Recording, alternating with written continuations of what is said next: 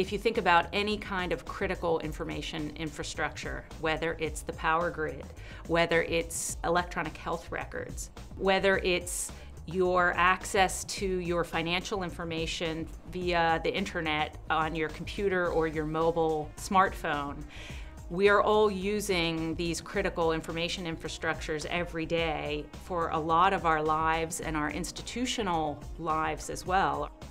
People have things that other people value and want, whether that's medical information or financial data or personal data. There will always be the motivation to try to corrupt or take over other people's systems and networks and devices. And this is always, sort of a continuously interesting cat and mouse game.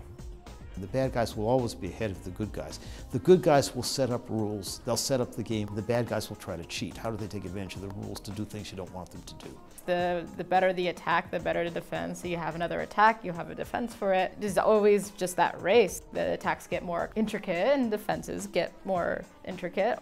You really need to learn to think like the attacker. In order to build effective defenses, you need to understand the offense.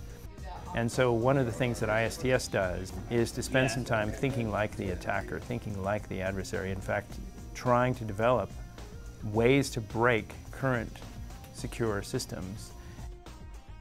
Our students are working with Hewitt engineers doing security assessments on campus and getting your hands very dirty on how real infrastructure works and where the holes are.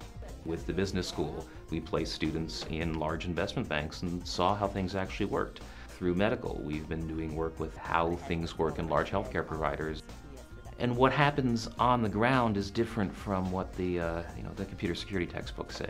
We get connections to people in the healthcare industry and other industries so we can have real conversations about what the problems they see are and start working on them or start seeing how we can incorporate their problems into our existing research. It's just great to have this connection with real stuff as opposed to staying in our academic cave. Relative to whether or not they actually solve this problem. We have some of the leading researchers here across Dartmouth in the medical school, in computer science, in the social sciences, working on just these issues.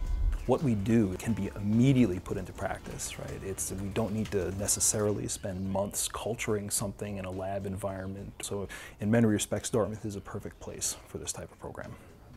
The cyber world is changing incredibly fast. Everybody has to think differently. Everybody has to realize that they are a target. If you look at ISTS, the work they've done with healthcare in dealing with security issues, in personal privacy, security of information, it's been tremendously important. The cyber warriors have to build the tools that will protect the end users. And that's what ISTS is doing. They're building those cyber warriors. They're the combatants that are going to protect the nation in the future.